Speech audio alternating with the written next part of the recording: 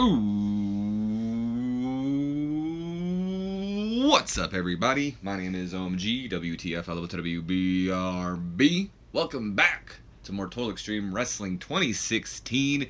We are doing the Local to Global Challenge as our own created company, the IWC, the International Wrestling Corporation. We are still in the local years in our second year? Second year in the wrestling industry. It's a bit of a challenge right now because the economy is at, well, it's going down. I don't know what the hell it's at, but it's going down. The wrestling industry is going down. Nobody is yelling timber. It is just going down. And it doesn't look like it's raising anytime soon. So for a local company like myself, it's a bit of a challenge right now. It is a bit of a challenge. We're losing money almost every month now. I mean, even when I pay attention to how much I'm spending, it's pretty much just a guarantee that we're going to lose a small sum amount either way. And if not, we're going to gain a small sum amount of money. So right now, it's really just trying to compete for popularity and hoping that our popularity will go up here soon. That's the hope, at least. Anyway, let's stop wasting some time. I know you guys have been waiting a while for this. I've taken I think a week off now or something. I've been pretty busy with work and all that. I mean, yeah, it's been a hectic time. So this is actually kind of one of the first times I've been able to actually sit down and record and not sound super tired or anything like that. But let's stop wasting time. Let's go ahead. Let's run the show because I would like to get this video uploaded before I have to go to work tonight as well. So here's hoping to that. Anyway, we open up with a 40 D- rating, as the show opens up with the arrival of Evil Incarnate, the team of Baron von Heisinger and Karl von Schatz. And they take to the ring, and of course, once in the ring, the Baron takes to the mic and he goes, "Welcome, welcome, ladies and gentlemen, to the beginning of the end. Because tonight, after the impressive winning streak that I've been on, tonight I will be granted a shot at the IWC Regional Championship. And once I get my shot against Mr. Arnold, I will walk out as your new and superior champion." And then that's when Baron von Heisinger is interrupted by the arrival of the financial backer of the IWC, the uncle to our world champion, not our world champion, the uncle to our regional champion, Jody Arnold, Mr. Don Arnold, and he comes out and he goes, "All right, now just wait a minute there, Baron. There's just one problem. I don't remember penciling you in for a title match tonight." "Oh, so now you are not only the financial backer, you now only have assumed the role of president for your nephew, but now you are making the matches now too. And people say we're evil. Does your corruptness know any bounds, Mr. Don Arnold? You know, for someone who wants a title opportunity, you are pretty bold speaking to me like that. But I'll tell you what, Baron von Heisinger, y'all been impressive as of late, I'll give you that. So you know what? I'll give you... Hold on. Gotta pull up my handy-dandy notepad. I'll give you a title shot tonight." And, quite irritated by the announcement that Baron von Heisinger will be getting the title shot, out comes Baron von Heisinger's rival over the past couple of weeks or months. I don't know how long this has been going on. Dino Bravo. Dino Bravo comes out. If you remember last show, Dino Bravo lost in tag team action against Evil Incarnate. So he's out of here to air his frustrations, I would assume. When he comes out, he says, "Now wait a minute. This has got to be a joke, right? You can't be seriously thinking about giving this guy a title shot. He's nothing but a... What? He's nothing but a good-for-nothing cheater that'll do nothing to get by, or do anything to get by." Dino Bravo's not the best on the mic, apparently. Dino is just mad. He's just mad. Why you have to be mad, Dino? Because you're mad that I've beaten you over and over and over and over again by now. You cheated and we all know it. If you're man enough, you'll earn your number one contendership match and you'll face me tonight, right now. And then Karl von Schatz finally steps in and goes, "Nine! You'll be facing me tonight, pretty boy. The Baron has a big night ahead of him, and he doesn't need some young punk like you getting in his way. Then if that's alright with you, Donny boy, I'll go down there right now and put Von Schatz down for the count, and then I'd watch your back, Baron, because the only way you're walking out a champion tonight is over my dead body. Carl Von Schatz with a big smile on his face after Dino Bravo said specifically the words over my dead body, because he goes on to say, oh, that can be arranged, boy. And that goes ahead and ends off the promo there. Just a quick little promo to get us set up here for the night, announcing who will be facing our champion, Jody Arnold. And also, Dino Bravo getting a shot at Carl Von Schatz here tonight. But before we move on, let us go ahead and let us look at some of our stuff going around the news here, because I forgot to do this in the last episode. So the first, all this stuff right here was from the previous episode that I forgot to show you guys, and everything else right here is stuff that happened building up to this show. So JWA, I believe Japanese Wrestling Association, I believe that's what it stands for. They removed Antonio Inoki as the face of their company, considering him to be a flop. So, I mean, this is early on Wrestling Day. I don't really see a lot of companies succeed with faces in their company here in TEW. The only time it ever really seems to succeed is when I, am playing the game and I set somebody as the face of the company. I don't see many of the AI doing too good with the company faces, and normally they'll remove them as their face shortly after. So this wasn't shocking. In fact, JWA isn't the first company to remove someone as the face of their company. I know many companies have before. I just thought this was interesting because Antonio Inoki was kind of like known for like running the Japanese wrestling industry like back in the day, I believe. So to see him removed as like the face of a company and being considered a flop is like the exact opposite of what happened in real life. But then again, that's kind of what this save is turning into. I mean, we got JCP and JWA becoming the big companies in the world right now and hiring everyone the written contracts. Bruno Sammartino is no longer the WWF World Champion right now. In fact, that record-setting reign is not going to be happening this time around. But a lot of things are changing. In fact, El Santo, I believe, is the most famous Mexican wrestler. So famous that freaking he was in that movie Coco, and I believe he was buried with his mask. He never took off his mask until like he was about to die or something like that. He revealed his face once, I believe.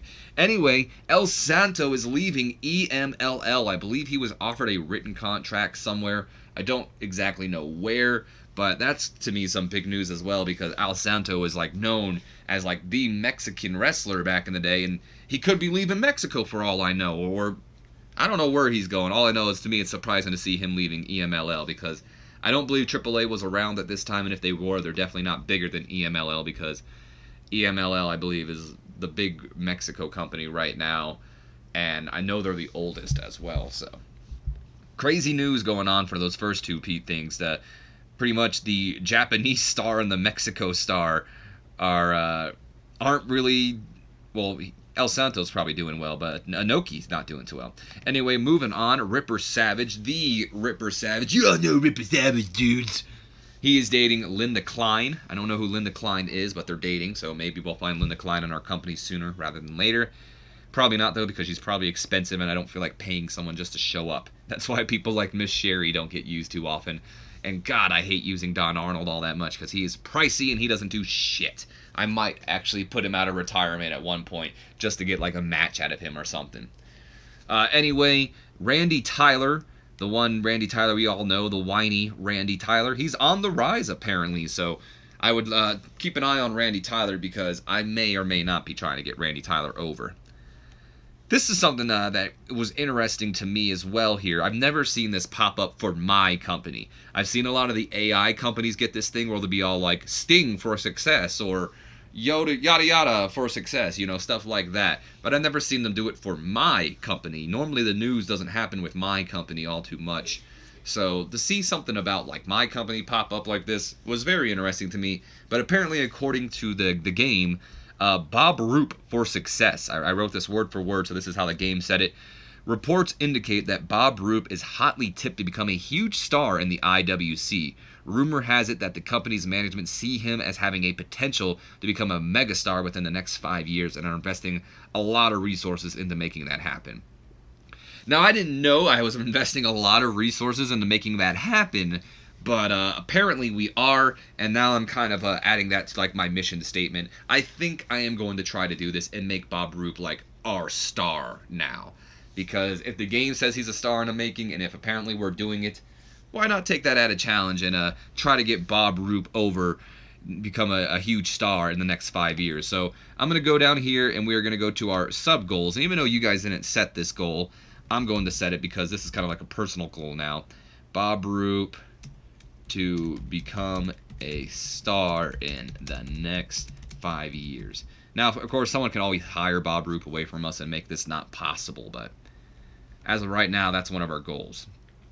Jim Alexi, the King, is a hot property as well, so looks like Randy Tyler and Jim Alexi may be getting a bit of a push here in the IWC. Ernie Ladd has beaten Killer Kowalski, and he's the new WWF World Heavyweight Champion. And this is big news. I mean, we talked a little bit about it before with Fabulous Moolah and Ethel Johnson now being the women's champion, and her being kind of the first black women's champion in the history of professional wrestling. We all know that, it's Ron Simmons. I believe Butch Reed before Ron Simmons, though, was a world champion at a company. But anyway, a lot of people believe, remember or think about Ron Simmons as the first ever African-American world champion. But not anymore. Here in 1971, the WWF sets history. Vince McMahon Sr. doesn't see color in his company, which is great. Ethel Johnson is the women's champion, and now the King, Ernie Ladd, the WWF champion. I mean, that's awesome. That's one of the best things about this save, is seeing like things like that happen that never, I don't want to say never would have happened, but would have been controversial back in that day. But because, TEW doesn't take things like that into account, it all works out here. And I just think it's pretty cool to see, other people that never got a world championship, especially the main title that we all know nowadays, the WWE title. Legends like Killer Kowalski and Ernie Ladd now becoming world champion because Bruno Sammartino now works. Well, he got hired by JWA, and now he works for JCP, so it's just pretty crazy. Also, I don't know who this guy is. It's a name that does sound somewhat familiar to me, but he died rather young, so I thought I'd put it up here. But Devil Morosky died at the age of 29, which is unfortunate. Very unfortunate. But anyway, I've wasted enough of your guys' time probably with all that stuff there. So let's go ahead and move on with the show, shall we? So this angle got the show off to a strong start. Crowd was hot for it. Gained some heat for the new Baron von Heisinger. Advanced the Jody Arnold storyline. Unfortunately, we only have 96 people in attendance here tonight. And I think that'll give us like $960. So I don't even think that covers our workers, which is unfortunate.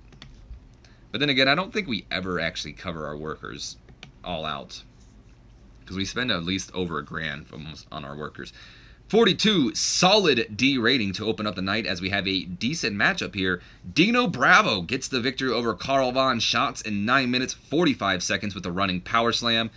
And over his dead body, not so fast, because the young hotshot Dino Bravo gets the victory here. The biker. Match got the crowd hotter, and both Dino Bravo and Carl Von Schatz with an in-ring performance of a 39. That's awesome. And then they got a rating of a 42 solid D. That's good stuff there. Good stuff, guys. Worker improvements? None. We then move on to our next segment of the night, which I guess it's just in-ring action. Normally I have something to separate the two, but I guess I didn't do it this time. 41 solid D rating. Either I didn't do it, I forgot to do it. 41 solid D rating here. We have a decent matchup as Alexis Smirnoff goes over Don Savage in 13 minutes 12 seconds with a heart punch. So Smirnoff, of course, was part of our team Russian Roulette, but now that Alex the Butcher has gone over to JWA, he's by himself, and he's kind of looking for some revenge on Jody Arnold. But Don Savage gets in his way here tonight. The All-American hero is not enough for the Russian Bear, as Smirnoff is able to get that victory with a heart punch.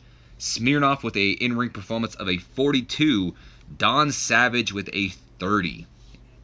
41 solid D for the match itself. Not too shabby. No worker improvements there, though. We then move on to the next segment here, which gets a 30 E+ rating.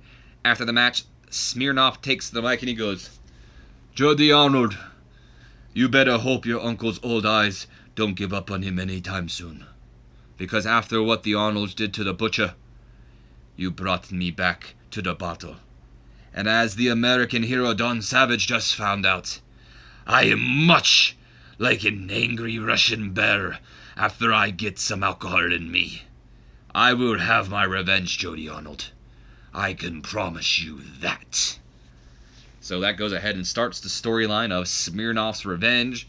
Alexis Smirnoff, none too happy with what happened with his tag team partner, and the Arnolds pretty much firing him on the spot after screwing him out of the regional championship matchup. And apparently that has led Smirnoff to get back on the Smirnoff.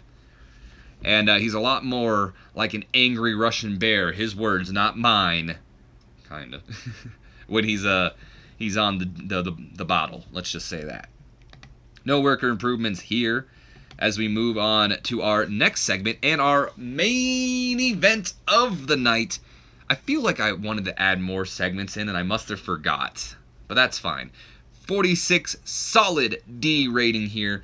And a decent matchup. Jody Arnold does indeed go on to retain his championship over Baron von Heisinger in 13 minutes 20 seconds with a backbreaker following interference from Dino Bravo. So Bravo kept his word. Over my dead body. Comes out, maybe clubs Baron von Heisinger or something. I don't know what he does. It said he interfered, so it wasn't a distraction. Either way, that interference allowed Jody Arnold to get the backbreaker off. 1, 2, 3. Jody Arnold, still your IWC regional champion. Don Arnold doing some good work ringside, as he normally does. Baron von Heisinger with an in-ring performance of a 35. Jody Arnold with a 47. Just killing it here tonight. Giving Baron von Heisinger probably his best match here in the IWC. 46 solid D rating here. Gained some heat for the Baron von Heisinger storyline. No worker improvements. As we close out the show with a 54 C-. Woo-woo! That's what I like to see. 54 C-. As afterwards, Jody Arnold he's celebrating, and Alexis Smirnoff comes out, and the revenge tour begins here tonight as Smirnoff maybe takes that Smirnoff bottle, smashes it over the head of Jody Arnold, and just locks him in like not a Boston Crab. What the hell is the freaking move Iron Sheik did? I can't think of it now. A camel clutch. Gives him like the camel clutch or something like that. Just wrenching back on Jody Arnold. Don Arnold comes in there, maybe smacks him over the back with a chair or something, but Alexis Smirnoff just no-sells it. It makes him look even more pissed, and he's just intimidating Don Arnold, backing him up in the corner or something, maybe even hits him with a kick or something, takes him down temporarily, as Smirnoff just is pretty much escorted to the back with a bunch of security coming out, as they don't want to see the financial and an old man like Don Arnold get beaten down either, or the champion at that matter. So Smirnoff is escorted to the back, but he's not fired to our surprise, so maybe a little bit of intimidation factor made sure that Don Arnold didn't, you know what, in fact, I'm going to add that on there. Don Arnold goes to the mic and be like, you know what, Alexis, you want to do this, then you can be fired too, or something like that. And before he can even say you're fired or something, Smirnoff grabs the mic, he kind of gets in his face, he stares him down, intimidates him, so Don Arnold doesn't even fire him, and then that's when the security escorts him back pretty much. So 54 C- as Alexis Smirnoff gets some of his revenge here tonight and puts Jody Arnold and Don Arnold on notice, saying, I'm coming for you guys. Gaining heat for Smirnoff's revenge, we end off the show. We get ourselves a 46 solid D rating here tonight, increasing our popularity in one region. We gotta give Smirnoff some credit here tonight. Smirnoff got us like the best rating of the night, despite giving us a poor promo afterwards. He did give us a damn good match against Don Savage, carrying Don Savage here tonight as well. But Dino Bravo and Carl Von Schatz had a good-ass match too. And Jody carried Baron Von Heisinger to a damn good match. So this one's a bit harder to decide. I mean, we already know we're going to give Smirnoff and most likely, do I want to do it to Jody? Jody always gets compliments. A part of me says let's give Smirnoff, Bravo, and Carl von Schatz all credit, because they did really good, whereas Jody had to kind of carry Baron von Heisinger tonight, and we're always giving Jody credit too, so I think that's what we'll do. We'll go Dino Bravo, Alexis Smirnoff, and Carl von Schatz. Give them all encouragement here tonight. In fact, let's go ahead and compliment Smirnoff on a good performance here tonight as well, because he killed it, in my opinion. Smirnoff seemed pleased, Dino Bravo seemed pleased, and so did von Schatz. So, all in all, good show here tonight. But this is the part of the episode where I go ahead and I warn you guys that sometimes my audio likes to desync here during the loading screen. So before we end off the episode, my audio may be a bit out of sync here, and I may be saying things a bit before or after they appear on the screen. So my apologies if that happens, but that's pretty much the end of this episode anyway. So if a lot of you guys don't want to stick around for a little bit of extra stuff afterwards, seeing how the show did and where we're kind of in the hole and all that, you can go ahead and click off. I hope you guys have a great day and all that. But for those of you who want to stick around with me to see the behind the scenes here a bit, let's jump right into it real quick. So we got a couple things with the news here. Apparently, Cowboy Bob Ellis is going to be staying with WWF. That's cool, I guess. Anything crazy, though? A lot of people got hurt last night. Tom Andrews, Haruo Sasaki, and Beverly Shade. Great show from us. Bill Miller going to IWE. Georgia Brown's apparently a hot property. Too bad I don't really book women right now. Let's look at our emails. What do we got here? Oh, Tom Andrews hurt. Out of curiosity, Tom Andrews, what was your match? Who'd you get hurt by? Oh, it was a tag match. Okay. Let's go ahead and delete that. And all right, yep, look at that. We got a $33 loss from the previous month. Like I said, we're not really making any money now. We seem to be losing every month, and yep, economy and the wrestling industry are falling.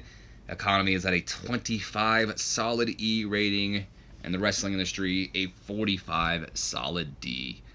Jesus, it is not working out. Still, people are mad at us for not getting booked. Sorry, I can't book everybody. I don't have money to do that. How bad are we in the hole this time around? So we're about 25, a little bit over 25 in the hole. We did have a higher ticket sales from the previous month, which is good. I mean, we had 930, and I don't remember, that's the month we did 2 shows, so I don't know how much we did the first show, but our ticket sales have gone up, which is good. Because if you look here, I mean, January we had a pretty good showing, and I'm not sure why we did so well in January. But then February it went down to 800, which is, I think, one of the lowest we've ever had. And then we've been around like the 940, 930 mark. So we got a couple more people to show up this month, which is good. That means our popularity is starting to go up and more people are starting to show up more. We got a pretty good sponsor right now, or a pretty good amount of money for our sponsors, so there we go. That's not too bad. Our merchandise should hopefully go up. I mean, we're around 400, it looks like, for merch, so hopefully that goes up. Miscellaneous, we've got around $1,000. We'll probably still lose money. I wouldn't be surprised if we still lose money. Not a whole lot, I would think, but we'll most likely still lose some money here. Really quick, let's go ahead and look at some of the people. How's Smirnoff doing? He's an upper mid-carder now. What about the Baron? Main event talent. Carl von Schatz was a lower mid-carder. He's now in the mid-card scene. Dino Bravo is a main eventer now. In fact, let's do this real quick. Let's go ahead. Let's go for push. We'll go enhancement talent, even though I know we don't have... Oh, never mind. Curtis Candy's an enhancement talent. Okay, let's go for openers then. No openers. Lower mids, we've got Don Anderson and Jim Alexi. Mid-carders, we've got Rockin' Robert Fuller, Superstar Jimmy Snuka, Frank Dalton, Carl von Schatz, Les Roberts, and Randy Tyler. Our upper mids are Alexis Smirnoff, Cousin Slim, Don Savage, George Holtz, Guillotine Gordon, and Ivan Putski. And the main eventers of the IWC are Baron von Heisinger, Bob Roop, Dino Bravo, Jerry Monty, Jody Arnold, and the Ripper Savage. Ripper Savage, why are you mad? Are you mad because you got left off the show? Yeah, I figured so. Creative meeting, Ripper is still our number 1. Dino Bravo is now considered number 2, with him being the lead babyface now in the IWC over Bob Roop. Bob Roop at number 3, Jerry Monty at number 4, and Jody Arnold, our world champion, our regional champion, just squeezing in at number 5. Snuka still considered a big thing. Curtis Candy, Don Anderson, Jimmy Snuka, Jim Alexi, and Carl Von Schatz are hot prospects. Only Miss Sherry can talk the talk. Our showstoppers include Jimmy Snuka, Dino Bravo, Alexis Smirnoff, Ripper Savage, and Rockin' Robert Fuller. Our ring generals are Jimmy Snuka, Alexis Smirnoff, Jerry Monty, Bob Roop, and Don Savage. Currently, Jody Arnold, Ivan Putski, Alexis Smirnoff, Ripper Savage, and Carl Von Schatz are all hot, while Don Savage, Jim Alexi, Rockin' Robert Fuller, Frank Dalton, and Cousin Slim are not. No people on a time decline, and our hidden gems can include Gorgeous George Jr., Bobby Hunt, Milton Orton, Jim Kether, and John Krugnow. So, there we have that. I hope you guys have enjoyed this episode. If you have, do me a favor, leave me a comment, like, subscribe if you haven't done already. And as always, don't forget to share this video with your friends, your Facebooks, your Twitters, your Instagrams. I don't give a damns. Anybody you feel would enjoy my content, give them a share and help your homeboy get some new subscribers up in this bitch. And as always, my name has been OMG, WTF, LOFTW, BRB. And I will see you guys in the next episode. So until then, have a great day.